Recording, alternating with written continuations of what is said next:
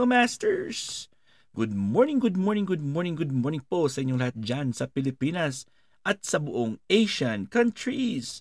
At kung sama kayong lupalop ng ating daigdig, syempre hayaan niyo muna akong batiin po kayo ng good morning, good noon, good afternoon, good evening at good night na po sa mga ready ng matulog. At welcome po sa ating Master Worm Health Trivias. Bago pa tayo magsimula ay hingin ko muna ang inyong thumbs up. Please don't forget to like, share, comment, and subscribe dito po sa ating channel Master Worm for more updated contents. At sana po ay naka-full bell notification po kayo para always kayong updated sa aking channel. So let's continue yung topic natin kahapon which we started yesterday, which are the symptoms requiring immediate medical attention. So ito po, ang next nating topic is about unusual bleeding. Unusual bleeding, ibig sabihin po ay hindi po siya ordinaryo na dumudugo. Okay? So we need blood to survive. Kailangan po natin ng dugo para tayo mabuhay, but there are some places you should never see blood. May mga lugar po, may mga part ng katawan natin na hindi dapat ito natin makikita ng dugo. If you do, it should be taken seriously. Kailangan natin seryosohin ito pag meron tayong makitang dugo sa part or sa area na yan. Call your doctor immediately if you experience blood in your, pag nakita po kayo ng dugo sa inyong mga, number 1, urine or ihi, stool, yung pupo, and of course, coughing blood and vomiting blood. Pag kayo po ay nakakita ng dugo, pag kayo'y umubo at nagsuka. Blood in your urine o dugo sa inyong ihi may indicate any number of conditions. Ayun po, mga consider natin ito na mga problem pag may dugo po kayong nakita sa inyong ihi. Number 1 is bladder cancer. Number 2 is kidney disease. Number 3 is urinary tract infection. And you can have an injury and anemia. So hindi na po natin ito isa-isahin, yung mga health problem na ito, because we will just focus right now sa mga major or sa mga symptoms requiring immediate medical attention. And these problems are just examples kung bakit po tayo nakakakita ng dugo sa ating mga ihi. Next is pag meron namang dugo na nakita sa inyong poops or sa inyong stools. Okay, blood in the stools could indicate trauma or merong disgrasya or merong sugat sa loob dyan, or hemorrhoids. O, diba? Ano ba yung hemorrhoids sa Tagalog? Ha? Almoranas. O, diba? So, yun po yung ating mga factors kung bakit kung minsan ay nakakakita po tayo ng dugo sa ating poops or sa ating dumi. To go deeper, blood in the stool can also indicate something more serious such as colon cancer. Anong colon cancer, mga masters? It is a cancer of the colon or rectum, which may begin as a non-cancerous polyp. Kung sa una, polyps lang po siya. Colorectal cancer is a growth of cells that forms in the lower end of the digestive tract. And then, meron ding diverticulitis. So, ano naman ang diverticulitis, mga masters? It is an inflammation or infection in one of more small pouches in the digestive tract. Kung makikita niyo po yung ating intestines or ang bituka natin ay irregular po siya. Parang may mga bulsa-bulsa po siya. So, any of those na ma-infect or mag-inflame, it's called diverticulitis. Basta itis po ang end na word, that means inflammation.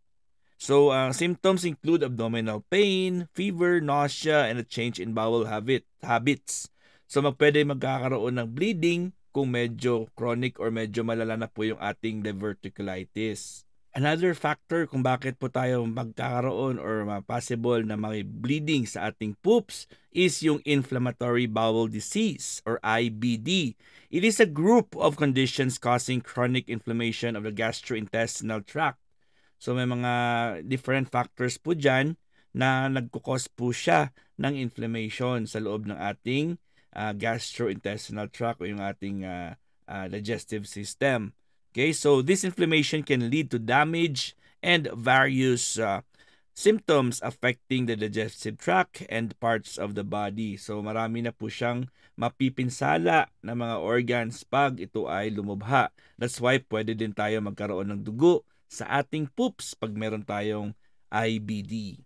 Mga masters, when you see blood, pag kayo po ay sumuka, ayun, siguraduhin mo ng dugo po yan kasi kung minsan ay nakakain pala tayo ng something red. Kaya po mistakenly, yan po na ano tayo, na gugulat tayo or natatakot tayo kasi meron tayong nakitang dugo.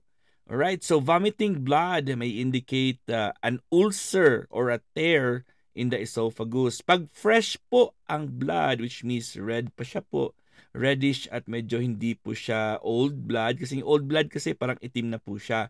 So parang fresh blood siya, ibig sabihin po ay along the way po na dinadaanan ng ating pagkain ay may sira po siya or may punit, which means that's a what we call ulcer or a tear. So which means that pag tayo ay nagsuka ay fresh yung blood na lumalabas kasi dyan lang po malapit lang po sa exit, which is ang ating bunganga. And you have to be aware also if you are coughing blood. Pag tayo ay umubo at merong dugo, it can also be associated with lung cancer.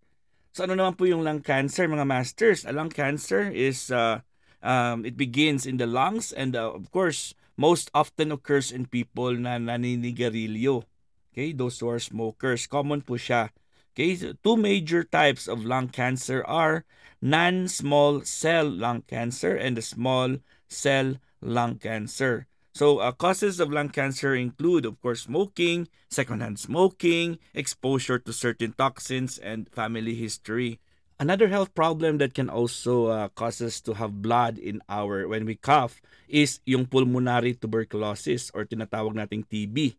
Okay, so ano po yung TB? It is a contagious bacterial infection. Bacteria po yung cause nito, ha? And mag sinabi natin contagious, nakakahawa po ito.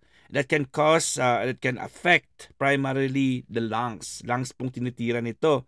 It's caused by a Mycobacterium tuberculosis and can be spread through the air when an infected person coughs or sneezes. Pag meron po sa paligid po natin na malapit na umubo at ayun po ay nabahing at na-inhale po natin yung hangin na lumabas sa kanya, is malaki ang chance na mahahawa po tayo nito.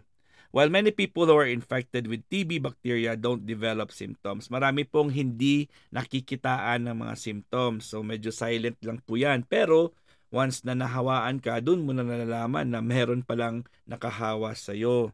So dahil po meron kang TB, ay ubo ka ng ubo, ang tawag nating persistent cough for lasting for 3 weeks or longer, at meron ka ng chest pain and coughing up blood or sputum. Ayun po, paragi ka ng pagod, may fever ka sa gabi, may night sweats ka, and of course, weight loss. Ayun po, so pwede kayong magkakaroon, makaproduce ng dugo dahil po meron na po siyang irritation sa ating lungs. Kaya, ayun, pag ubo natin, may lumalabas na pong dugo na kasama.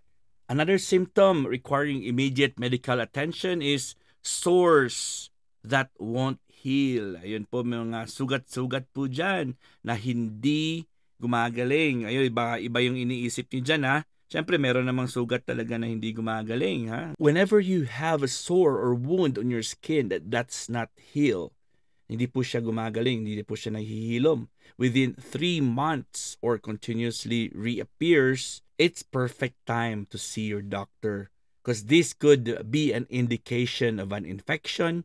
May infection po dyan sa loob, or it can be cancer or diabetes kasi pag hindi mag-diabetes ka na po ay mahirap po mag-heal. Mahirap gumaling po yung ating mga sugat and needs to be investigated further. Ayan, it's already a sign po pag bumabalik-balik po yung sugat at hindi po siya nahihilom o hindi po siya nagsarado within the 3 months period. Ayan, maging alert na po kayo.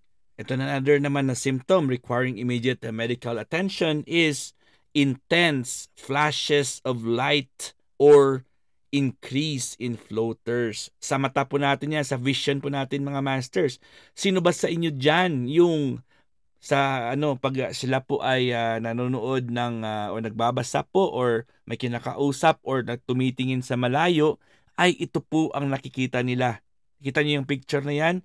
Parang mayroong mga nagfo-float po diyan na mga itim. Kung minsan puti po siya. Or meron kayong mga sense na parang may mga bagay-bagay diyan na parang nagsiswimming sa iyong across your field of vision. Dumadaan-daan po siya. So very common po yan, lalo na po tayo po always pagod at lalo na pa sa mga hindi nagtitake good care ng kanilang mga eyesight. And kung meron pa kayong sudden increase in floaters, ibig sabihin yung frequency niya, hindi na po siya nawawala. Nandiyan na siya parang constant na. Or araw-araw parang may nakikita na kayong floaters at dumadami na po yung floaters na nakikita niyo dyan, be sure to discuss it with your doctor. Importante na po yan. This could be a sign na meron kang retinal detachment. So, ang retina po is the part of your eye that sends images to your brain.